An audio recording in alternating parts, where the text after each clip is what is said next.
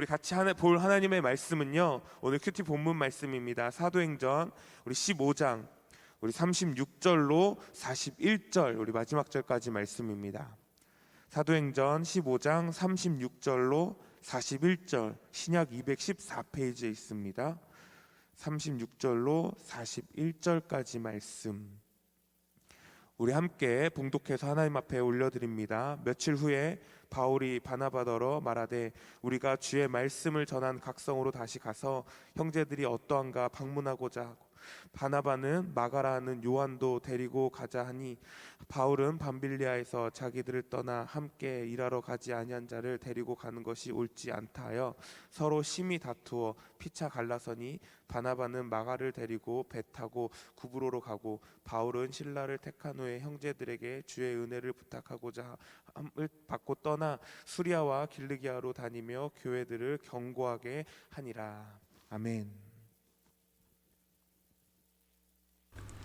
성도 여러분, 한 주간 평안하셨습니까? 기도와 예배로 시작하는 오늘 하루와 이번 한 주는 이미 승리하신 줄 믿습니다.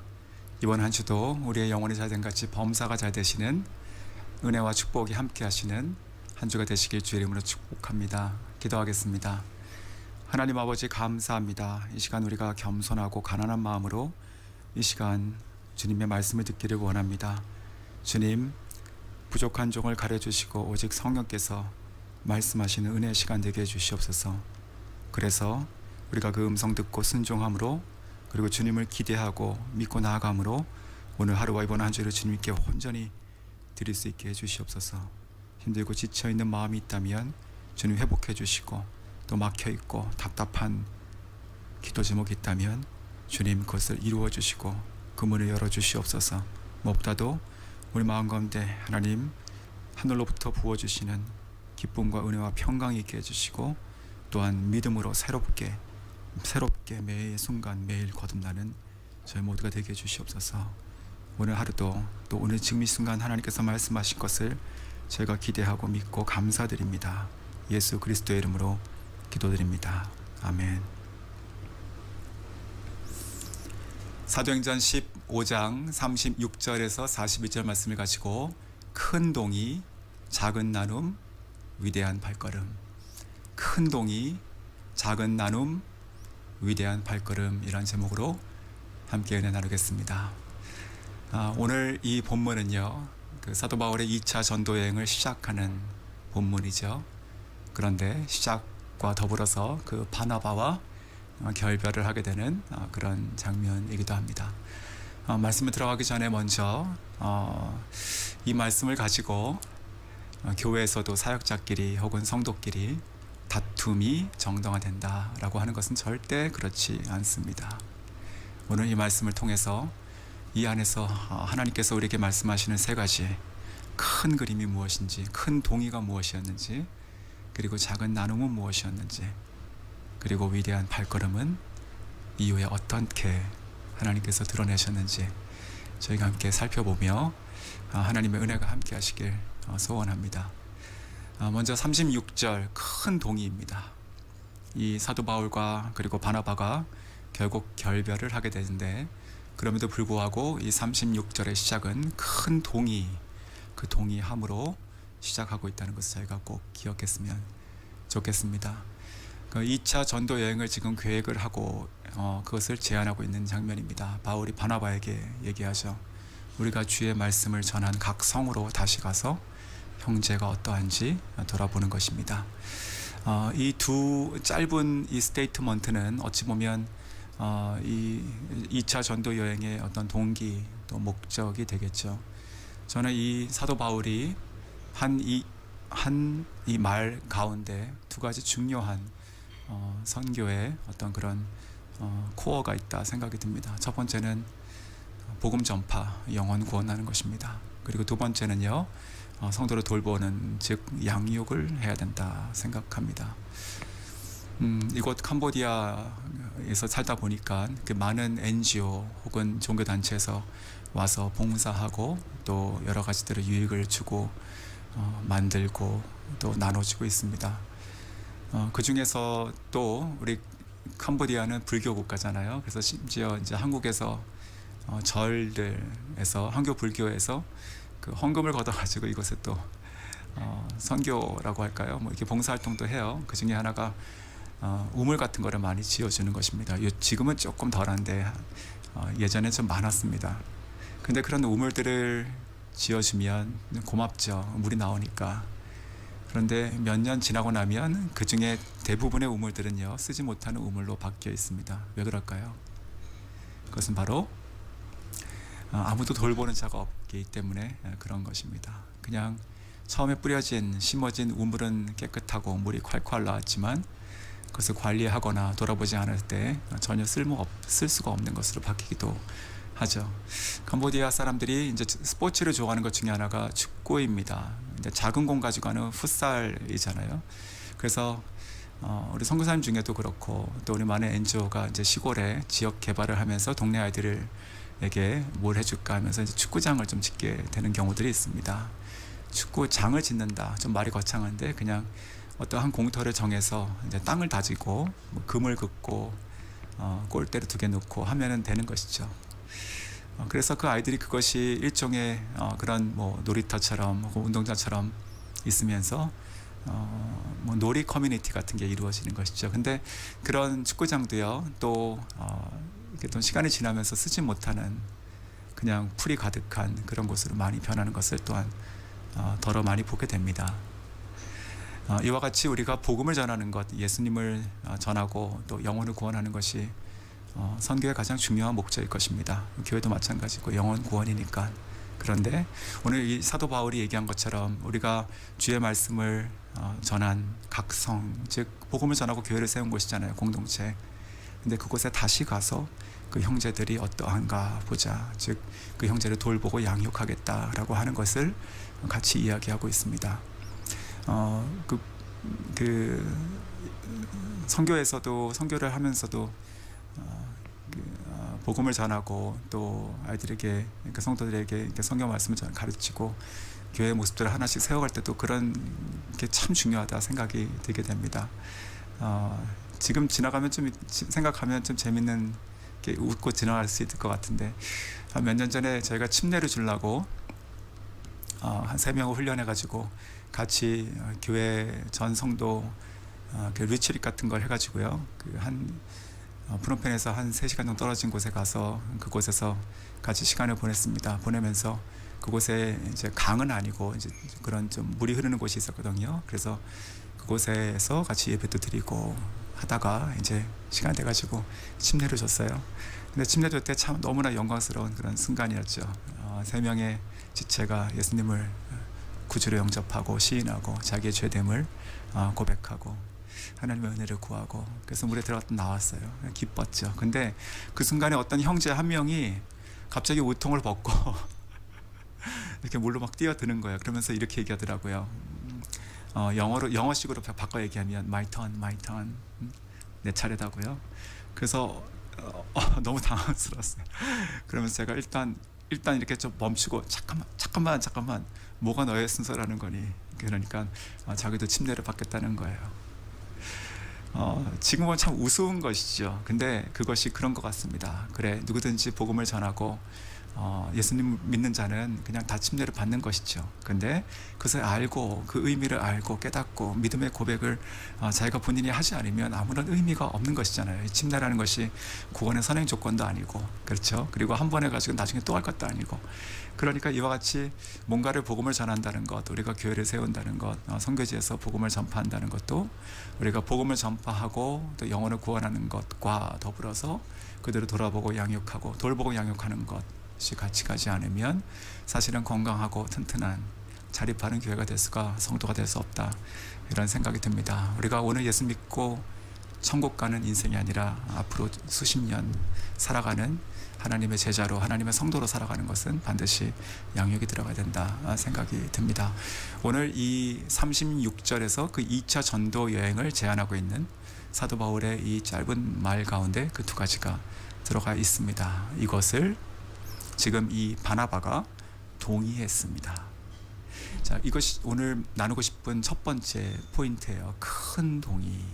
오늘 이 본문은요, 저희가 잘 알고 있는 것처럼 이 두 사도가 갈등하고 또 결별하고 깨지고 이제 이런 것처럼 보입니다. 그런데 오늘 36절에 이 두 사도가 이 전도 여행, 2차 전도 여행을 품고 이야기하면서 그것에 대한 큰 동의를 하고 있다는 것을 저희가 꼭 기억해야 됩니다. 왜냐하면 이 이후에 나눠질 이 갈등이나 나눠지는 이 모습들이 사실은 이 큰 동의에서부터 시작해서 이어지고 있거든요. 그러니까 사람을 향한 것이 아니라 이 복음과 이 하나 나라의 전파를 위해서 그것을 위해서 이야기하면서 벌어지고 있는 일들을 지금 저희가 보기 때문에 그렇습니다. 어느 순간에도 저희가 갈등이 없을 수는 없겠죠. 하지만 큰 동의, 어떤 복음과 어떤 예배와 교회가 가지고 있는 비전에 우리가 큰 동의를 하고 그것을 향해서 있다면 우리가 정말 그 이후에 뭐 어떤 시간들이 필요하더라도 우리가 이견들이 있을 수 있고 또 조정하고 훈련하고 하는 시간들이 있을 수 있겠죠. 하지만 우리가 서로를 향해서 감정적으로 아니면 자기를 위해서 그렇게 나눠지고 깨지는 일은 없다라고 저는 생각합니다. 자, 두 번째입니다. 작은 나눔입니다. 작은 나눔, 갈등과 갈라지는 부분을 얘기하는 것입니다. 오늘 37절에서 39절 이렇게 그 전반부까지의 이야기입니다. 즉 요약하면 이 바울과 바나바가 이 마가라고 하는 이 사람을 통해서 이견을 보였고 그 의견들이 충돌해서 결국 그들이 같이 하지 못하고 심히 다투기까지 해서 결국은 갈라섰다라고 하는 것이죠. 어찌 보면 그것이 오늘 이 본문이 가지고 있는 가장 좀 무거운 이야기예요. 그래서 어찌 보면 이것이 갈등에 대한 이야기로 좀 전체 본문이 좀 이렇게 생각이 되어지곤 하는데 저는요 오늘 이 말씀을 묵상하면서 이 세 가지 주제 가운데 가장 두 번째인 것은 작은 나눔, 즉 나눠지는 것, 갈등과 깨어지는 나눠지는 모습인데 이것이 바로 작은 것이다. 이 큰 동의 안에 있는 작은 나눔이다라고 생각을 합니다. 오늘 이 갈등에 대한 얘기를 좀 저희가 들어갈 때 그리고 그 마지막 그 포인트까지 이어질 때는요 보다 그 네 명의 사람, 오늘 이 등장하는 이 본문에 등장하는 네 명의 사람에 대한 그 묵상을 좀 해보겠습니다. 두 명은 말이 없어요. 그 마가와 실라는 말이 없고 그 바나바와 바울만 오늘 서로 말을 많이 나누고 있는데 이 네 명에 대해서 좀 생각을 해보면서 이 갈등이 어떻게 이해가 되는가 좀 같이 생각을 해보겠습니다. 자, 먼저는요 이 마가라는 사람이 누군가. 이 마가는 제가 잘 알고 있는 것처럼 우리가 계속적으로 이제 그 사도행전을 따라오고 있잖아요. 따라오고 있으니까 이 마가는 요한의 마가라 불리는 요한이잖아요. 근데 이 마가는요 사실 이제 좀 앞부분으로 가보면 그 사도행전 12장에 또 나오죠. 사도행전 12장에서 그 헤롯이 죽고 나서 이 구제를 마치고 돌아갔던 바울과 바나바를 동행해서 안디옥으로 갔던 이가 바로 마가인데 그 전에도요 이 베드로가 그 12장 전반부에 나와 있는 이 베드로가 옥에 갇히고 천사의 구출을 받았을 때 그가 큰 길가로 나와가지고 그 정신을 차리고 찾아간 곳이 성도가 모여서 기도하고 있는 곳으로 찾아가잖아요. 집으로. 근데 그 집이 바로 마가라 하는 요한의 어머니 마리아의 집이다라고 되어 있습니다. 그러니까 이 마가의 집이에요 결국은요. 그리고 어찌 보면 우리가 사도행전 2장에 성령께서 오순절날 강림하시는 사건이 나오는데 그때 그 모여있는 120문도가 모여있던 그 큰 다락방이 마가의 다락방일 것이다. 그러니까 이 마리아의 집이죠 이것도 라고 제가 추정을 합니다. 그래서 이렇게 보면 우리가 그냥 마가라는 사람을 오늘 본문만 가지고 생각하면 좀 이렇게 뭐 환영받지 못하고 좀 문제 일으켰고 또 좀 이렇게 바울에게 좀 밉보였고 좀 이렇게 볼 수 있어요. 부족하고 미성숙하고 또 사역의 끈기가 떨어지고 뭐 사명감도 좀 약했을 것 같고 그 당시에는. 그러나 이 마가라고 하는 사람이 오늘 본문의 전과 후를 바라봤을 때, 특별히 전을 바라봤을 때 이 믿음이 성숙하게 되는 어떤 그런 뿌리와 순간들이, 모먼텀들이 성경에 나와 있는 것 같습니다. 기도하는 자리에 있었고, 또한 성령이 강림하시는 어떤 그 현장, 오순절의 사건들을 아마 그런 눈으로 봤을 것입니다. 그리고 또한 이 사도 베드로가 갇히고 나왔을 때 갇힌 것을 위해서 온 성도가 더욱더 힘써 기도할 때 그 자리에서 같이 기도했던, 그래서 그 기도의 응답이 기적같이 살아 돌아온 그 베드로를 맞이했던 사람 중에 한 명이었습니다. 그리고 나중에 이 바울과 바나바가 안디옥에서 내려왔을 때는 그를 따라서 이렇게 안디옥으로 올라가고 사도행전 13장에서 파송받을 때 성경에는 그렇게 마가가 파송됐다고 되어 있지는 않지만 동행했습니다. 동행해서 구브로부터 시작해가지고 그 각 지역들을 순회하다가 그 밤빌리아 지역에 있는 그 버가라고 하는 도시에서 이탈하게 되는 것이죠. 그것이 바로 사도행전 13장 13절입니다. 그래서 이제 오늘 그 일을 지금 사도 바울이 상기하고 있는 것이죠. 그러면서 사도 바울은요, 오늘 37절 보니까 이 바나바는 마가라고 하는 요한을 같이 데려가기를 원한다. 사실 그의 조카였어요, 생질. 그런데 이 바울은 우리가 이 밤빌리아에서 정말 우리를 떠났고, 그리고 한 가지로 주의 일을 하지 않았던 자를 우리가 데려가는 것이 옳지 않다라고 얘기합니다. 자, 이것을 보면서 이 갈등의 중심에는 이 마가라고 하는 사람인데 그 마가라는 사람의 갈등의 핵심 사건은 그 밤빌리아 버가에서 떠나는 것이죠. 그래서 그것이 이제 다시 1차 여행을 마치고 돌아왔다가 예루살렘 공회를 마치고 이제 2차를 출발하는 그때에 이 바울은 그를 데려갈 수 없다라고 얘기한 겁니다. 자, 그래서 오늘 이 바나바와 이 바울이 서로 대립하고 있습니다. 나눠지는 것입니다. 그런데 이것을 우리가 이렇게 보아서는 안 된다 생각합니다. 그래, 바울이 맞고 그리고 바나바가 틀리다. 바나바의 판단이 틀리고 바울의 판단이 옳다라고 이렇게 1차적으로 생각을 하고 하면 사실 바나바와 또 이후에 이 마가라고 하는 사람이 어떻게 살았는가, 또 이것이 너무 그렇게 그런 구도로만 가면 안 될 것 같습니다. 그리고 실제로 그렇지도 않습니다. 오늘 이 갈등은요, 이 두 사람이 이 사역을 향한 큰 그림에 동의했다는 것이 중요합니다. 36절에 큰 그림의 큰 동의 안에서 지금 나눠지고 있는데, 그 나눠지는 중심에는 마가가 있는 것 같지만 그 원인을 살펴보니까 사실은 이것은 두 사람의 성격이라 생각이 듭니다. 성격. 즉 그러니까 이게 하나님의 나라와 복음 전파와 어떤 그런 거에 대한 큰 어떤 비전을 같아요. 그러나 그것을 이루어갈 수 있는 어떠한 자기가 취할 수 있는 또 자기 어떤 성향들을 지금 보여줄 때 것이 지금 여기서 대립하고 있는 것이죠. 이 바나바라고 하는 사람은요, 어찌 보면 굉장히 그 이름의 뜻처럼 위로하고 건면하고 세우는데 아주 탁월한 사람이었습니다. 정말 어찌 보면요, 이 바울이 지금 이 마가를 탐탁지 않게 생각하잖아요. 근데 어찌 보면 바울 개인이 아니라 그 주의 사도 전체가 다 탐탁지 않게 생각했던 사람이 누구였습니까? 사실 바로 사울이었습니다. 근데 이 사울을 가서 데려오고 소개하고 중재하고 섬기고 회복시키고 주의 사역자를 이렇게 클 수 있도록 옆에서 끊임없이 도왔던 사람, 그 사람 바로 바나바이죠. 바나바는 그래서 늘 다시 기회를 줄 수 있는 사람이고, 또 힘들고 지쳐있는 사람들을 이렇게 끌어안는 사람이고, 또 어떠한 그 미성숙한 것들을 이렇게 잘 보듬으면서 사람을 세우는데 탁월했던 사람인 것 같습니다. 반면에 오늘 이 본문에서 보면 약간 그러한 성격의 장점에도 불구하고 바울의 단점이, 바나바의 단점이 무엇일까 생각하면 좀 공사 구분이 조금 때로는 흐려질 수 있고, 또 어떤 결정의 순간에서는 조금 우유부단하게 그런 모습도 가능하다. 그것이 바로 이 바나바 혹은 바나바 같은 성격을 가지고 있는 사람이 특징이 아닐까, 이런 생각이 들고요.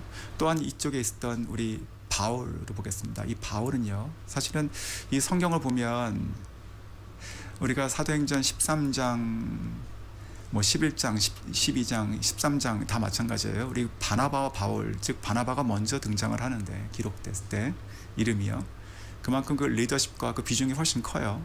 그런데 이게 어느 순간부터 이게 바울이 앞으로 나옵니다. 그래서 1차 전도 여행 13, 14장을 마치고 나서 우리가 예루살렘 공회에서 그 사도들이 모여가지고 그 이방인의 전도에 대한 율법과 할례에 대한 이야기를 아주 심도 있게 나누고 또 간증들을 많이 하잖아요.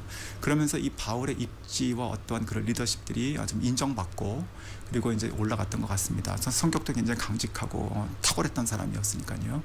그러면서 이 바울은요, 어떤 그런 지금 이 냉철하고 또 아주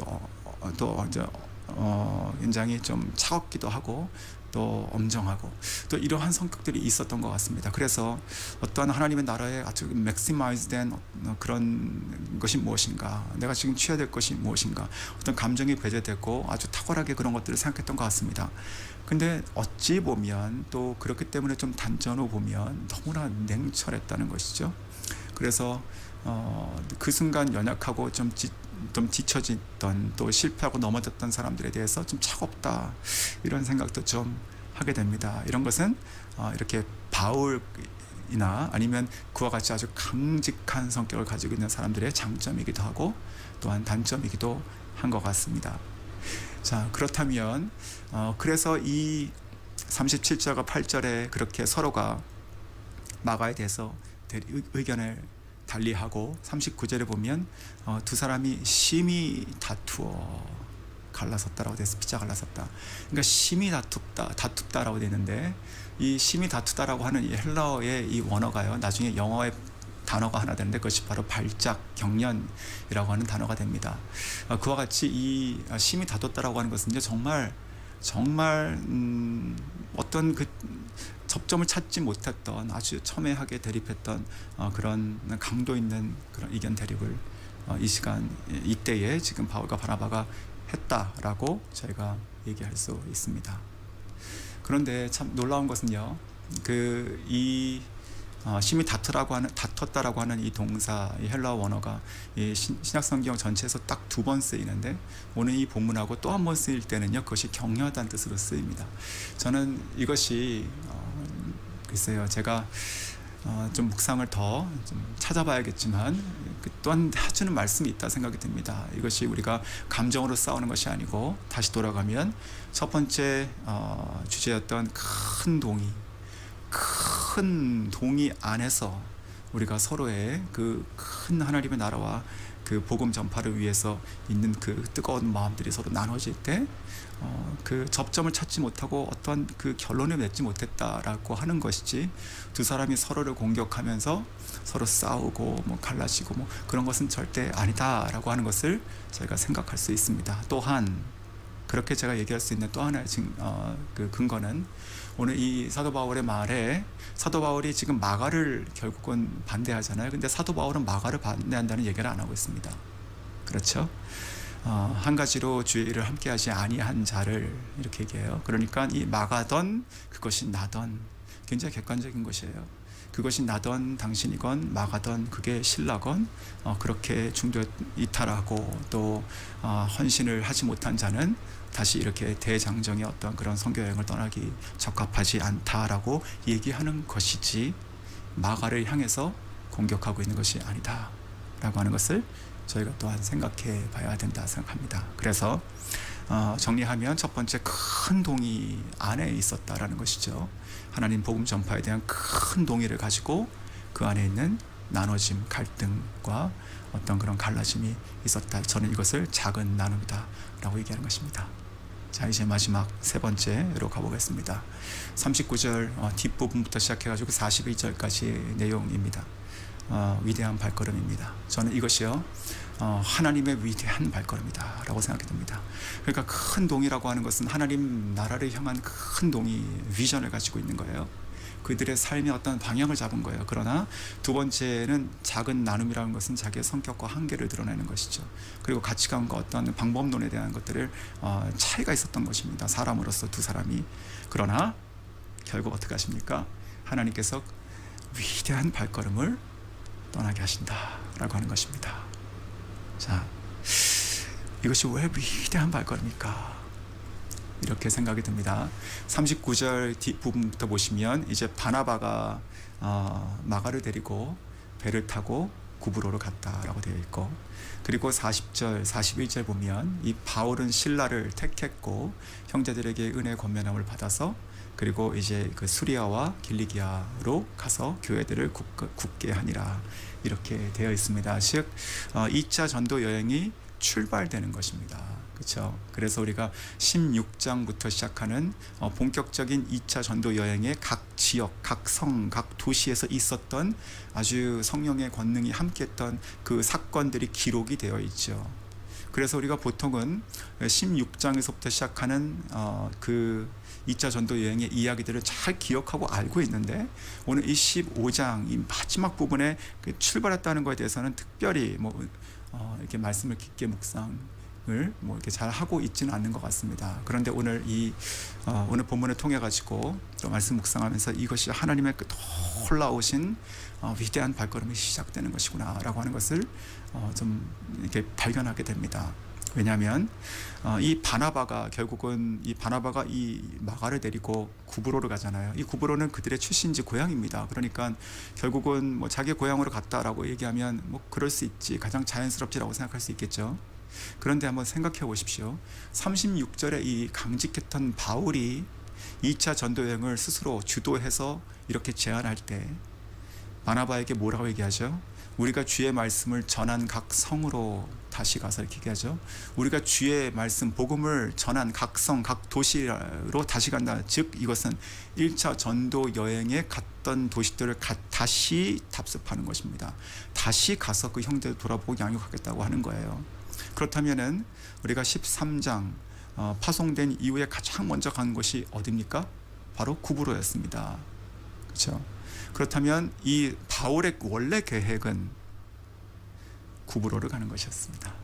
그런데 지금 그 구브로를 바울이 절대로 동의하지 않았던 그 마가를 데리고 갔던 이 바나바가, 그래서 둘이 헤어질 수밖에 없었던 그 당시에서는, 그래서 이 바울이 자기가 가려고 했던 곳을 지금 누가 가고 있습니까? 오히려 바나바가 가고 있습니다. 그렇죠? 그리고 또 거꾸로 이제는 바울을 보시면, 이 바울은 자기가 이제 그 구브로를 통해 가지고 저쪽 소아시아 쪽으로 올라가려고 했는데, 지금 이 실라와 함께 어디로 가고 있습니까? 수리아와 길리기아로 가고 있다. 이것은요, 지도를 보시면 이 안디옥이 사실 그 수리아 지역이잖아요. 그래서 우리가 수리아 안디옥 이렇게 얘기하죠. 그래서 이 수리아라고 하는 지역 그 위에 있는 게 또 길리기아 지역이에요. 그래서 그 위로 올라가면 지금의 터키, 소아시아, 갈라디아 이런 지역들이 나오는 것이죠. 자, 그래서 이 육로를 타고 올라갔다라고 하는 것이죠. 원래는 배를 타고 섬으로 가야 되는데, 이것을 우리가 이렇게도 생각해 볼 수 있어요. 이 실라라고 하는 사람은요, 원래 그 사도행전 15장에 그 예루살렘 교회의 그 일꾼 혹은 리더 중에 한 사람이었어요. 그래서 이 예루살렘 공의회가 유대인의 그 복음 전파 그리고 율법과 할례에 대한 것이 아주 명확하게 정리가 되잖아요. 그래서 그것을 서신을 써가지고 그것을 각 그 지역에 있는 이방에 있는 지역에 있는 그 교회에다가 그 서신을, 이 결론을 이렇게 가서 전하게 되죠. 그 전하게 되는 서신을 위탁받았던 아주 중요한 인물 중에 한 명이 바로 오늘 이 실라예요. 그러니까 이 실라는 예루살렘 교회에 있었던 유대인이고, 그리고 그러니까 예루살렘 교회 출신의 사람이죠. 그러니까 이전부터 뭔가 그 해외 선교, 이방인의 선교에 대한 비전이나 그런 뜻이 사도 바울과 같이 그렇게 있지는 않았을 거라 생각이 듭니다. 그곳에 섬겼던 사람이니까. 그리고 그의 역할은 이 서신을 가지고 안디옥으로 가는 거예요. 근데 이 서신의 수신자가 이 수리아와 길리기아 지역에 있는 성도들에게 쓴다라고 하는 거였습니다. 즉 이 사도 바울은요, 이 실라를 택함으로 말미암아 그의 행로를 바꾸고 있습니다. 그의 행로를 바꾸면서 그 서신이 전달되고 있는 것이죠. 자, 여기까지 보면, 그래서 두 사람이 이렇게 싸우고 다툼으로 갈라지고, 한 사람은 고향으로 가고 한 사람은 택한 사람의 일단 그 미션을 컴플리트 해야 되니까 이 서신을 가가지고 전달하러 올라갔겠구나라고만 보면 그리 특별한 이유가 보이지 않습니다. 하나님의 인도하심이. 그런데 우리가 이제 사도행전을 앞으로 쭉 묵상해 갈 것이지만, 그 이후의 이야기를 보면 이것이 하나님의 놀라우신 섭리라는 것을 깨닫게 됩니다. 사도행전 16장에 보시면 아주 중요한 사건이 몇 개 나오는데, 그 중에 하나가 사도 바울이 아시아에서 전도하는 것을 그렇게 위해서 애를 쓰잖아요. 가기를 원하고. 그런데 성령께서 막으시죠, 여러 번. 그래서 결국은 마지막에 마게도니아에 있는 환상을 통해서 성령께서 말씀하시고 확실하게 하나님의 뜻이 이 길이구나, 나의 길이 아니고 이 길이구나 라고 하는 것을 인정하고 그가 방향을 바꿉니다. 그래서 결국은 그 1차 전도 여행지 지역들을 이렇게 돌아보다가 거기서 연결되지 않고 서쪽 유럽 쪽으로 건너가게 되면서 빌립보로 들어가게 되는 것이죠. 근데 이 빌립보로 들어갔을 때 그때 이제 귀신 들린 여종을 쫓아냈을 때 그 주인이 시기해서 그를 오히려 그 밀고 해가지고 이게 잡히 투옥되잖아요. 그때 결국 이제 풀려지는데 천사의 도움으로 그때 간수가 자결하라고 했을 때 막죠. 너와 내 집이 구원 얻으리라. 그러면서 나중에 밝히는 것이 우리가 로마 사람이다라는 것을 밝히죠. 우리가 로마 사람, 그러니까 두 사람 다 로마 사람이에요. 즉 무엇입니까? 신라는 로마 시민권자였습니다. 근데 이것이 왜 중요하냐? 이것이 바로 지금 이 일이 어디서 일어났습니까? 바로 빌립보. 그 이후에도 저희가 뭐 베레아나 뭐 데살로니나 아니면 그 밑에 있는 뭐 고린도나 이렇게 쭉 2차 전도 여행을 내려가면서 볼 때 바로 이 지역이 지금 로마의 지배에 있었던 그런 헬라 문화에 있었던 지역으로 유럽 지역으로서 이 헬라어를 능통하게 했을 거라고 우리가 얘기하고 있는 이 신라가 굉장히 중요한 역할을 했다라는 것이죠. 그래서 이런 것들을 보면 처음에 오늘 본문 36절에 있었던 이 사도 바울의 원래의 계획도 다 바뀌어 버려요. 그러면서 사도 바울이 그 알지 못했던 그 길로 하나님께서 인도하시며 그가 어찌 보면 마가보다도 더 모르는 더 어떤 사람인지 그 이렇게 좀 이렇게 드러나거나 이렇게 좀 프루브가 덜 되어 있었던 그 신라를 같이 동행하게 되면서 결과적으로 하나님께서 어떻게 가장 필요하고 동역할 수 있는 사람을 붙여주셨는가를 이렇게 보게 되는 것입니다. 자, 그렇다면 이 바나바와 마가는 또 어떻게 됐을까요? 우리가 사도행전이 이제 누가가 지었잖아요. 누가가 썼잖아요. 그래서 이 누가는 나중에 사도 바울에 투옥됐을 때 로마에 같이 갔었던 사람이고, 그래서 이제 누가가 기록하니까 당연히 이 사도행전은 그 바울 중심으로 그 결별된 이후에는 바나바에 대한 소식을 기록하지 않았겠죠. 그렇다면 우리가 이렇게 볼 수 있습니다. 그렇다면 바나바와 또 이 마가는 사도 바울과 다퉈가지고 자기 갈 길 고향으로 돌아가면서 그냥 이렇게 성경에서 바깥으로 빠지고 끝났나 이렇게 생각을 하면 안 된다는 것입니다. 어떤 일이 있었는가? 우리가 이 사도행전에는 그들이 어떤 그 여행의 경로나 어떠한 그 복음 전파에 대한 이야기가 안 나오지만 나중에 사도 바울이 쓴 많은 서신서들을 보면 바나바와 또 마가에 대한 이야기가 나오게 됩니다. 마지막에 쓴 책들을 보면 거기서 바울은요 나와 바나바만 이렇게 얘기하면서 정말 그 평생 주를 위해서 복음을 전했던 그 자기 자신의 어떠한 그런 삶과 동일하게 이 바나바를 똑같이 얘기하고 있어요. 그러니까 나도 바나바도 우리처럼 이렇게 얘기하는 거예요. 그러니까 이 바나바도 이 이후에 지금 1차 전도 여행 이후에 2차부터 갈라졌지만 그 이후에 이제 수년 혹은 수십 년이 지난 이후에 지금 순교하기 때까지 사도 바울이 그 시간 동안 이 바나바도 그 같은 삶을 살았을 거라고 저는 확신합니다. 그리고 뿐만 아니고 이 마가도 마찬가지입니다.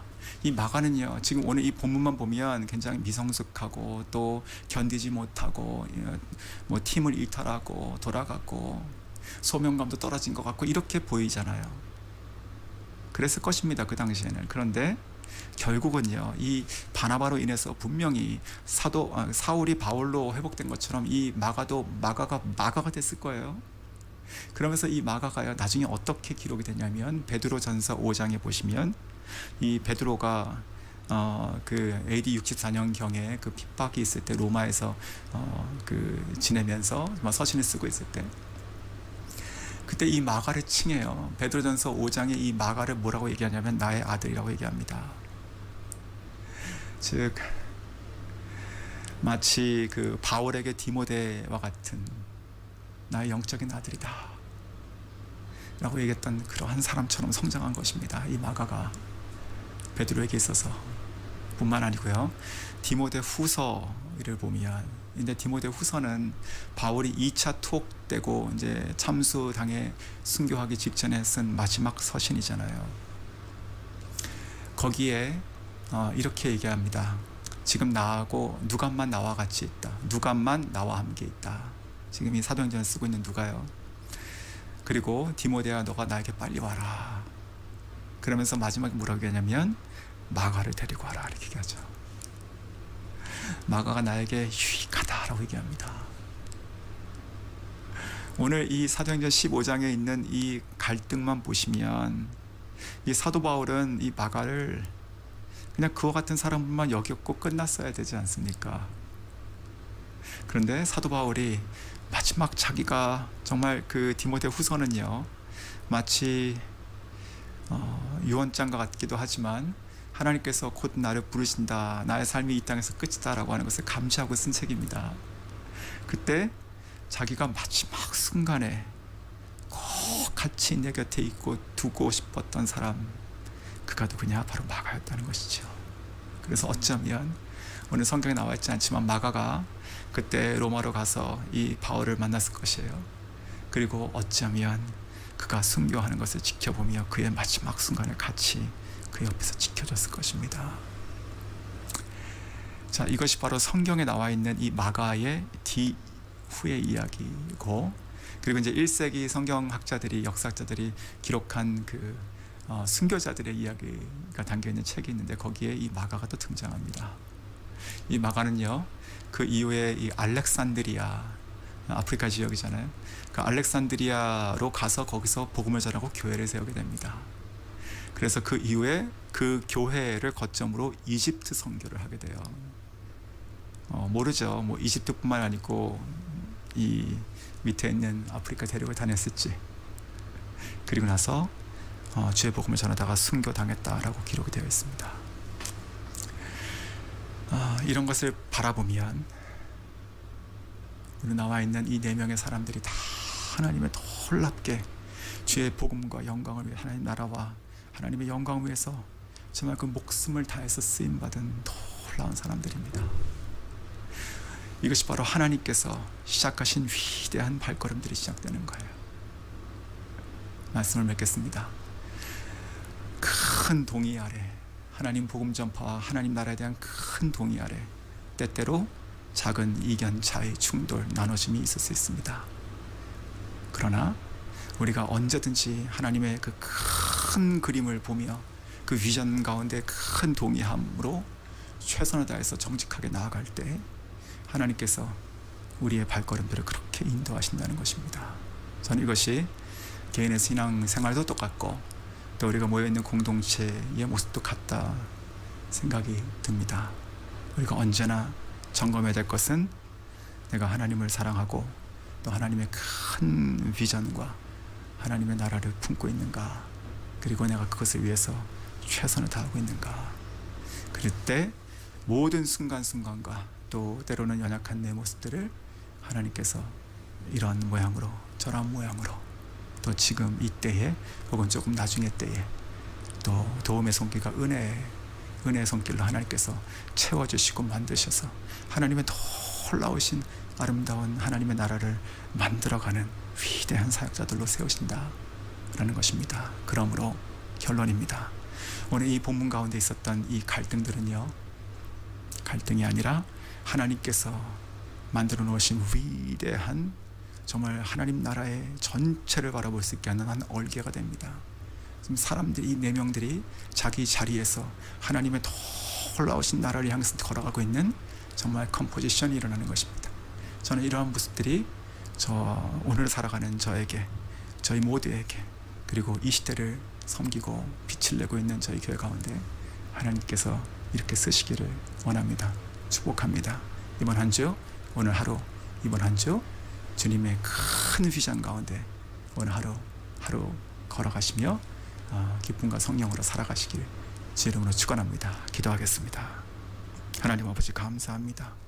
하나님 큰 동의함 그 안에서 작은 나눠짐들이 있었습니다.